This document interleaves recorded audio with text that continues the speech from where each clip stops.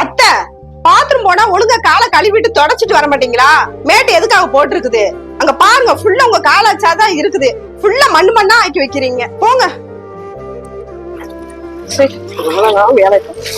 இங்க பாருங்க அத்தை, சும்மா தானே உட்கார்ந்துட்டு இருக்கீங்க. தண்ணினாலும் புடிச்சு வந்து ஊத்தலாம்ல. எல்லா வேலையும் நான் தான் செய்யணுமா?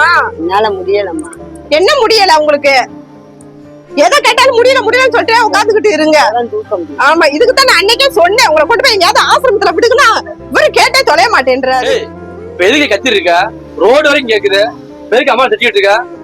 உனக்கு என்னதான் பிரச்சனை? உங்களுக்கு நான் கத்துறதாங்க தெரியும், உங்க அம்மா பண்றதெல்லாம் உங்களுக்கு தெரியாது. இங்க பாருங்க, இதுக்கு மேல உங்க அம்மா வச்சு என்னால சமாளிக்கவே முடியாது. உதவி செய்யலாட்டிலும் உபத்திரம் பண்ணாமனாலும் இருக்கணும். இவங்களால எனக்கு பெரிய தொல்லையாதான் இருக்குது. நீங்க பாட்டுக்கு போயிருவீங்க, வீட்டுல வச்சு பாக்குறவங்களுக்கு தான் தெரியும். ஏமா, உனக்கு என்னதாமா பிரச்சனை? ஏமா அப்படி இருக்கா? வீட்டுல சும்மாதானமா இருக்கா?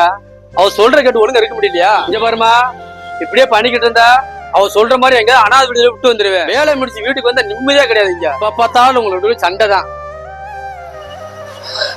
இந்தாங்க கட்டி கொடுத்துட்டியா? ஊத்தி வச்சிருக்கேன், நீங்க போய் எடுத்து கொடுங்க. அம்மாள் கட்டி எங்க? ஊத்தி வச்சிருக்கேன். எந்திரிமா, அந்த டீயை குடிமா. ஏமா ஏமா ஏமா. வயசான காலத்துல அவங்க தன் பிள்ளைகள் கிட்ட இருந்து எதிர்பார்க்கறது ஒரு அன்பான ஆதரவான வார்த்தையத்தான். பெத்தவங்க தங்களோட இருக்கும்போது அதோட அருமை தெரியாது.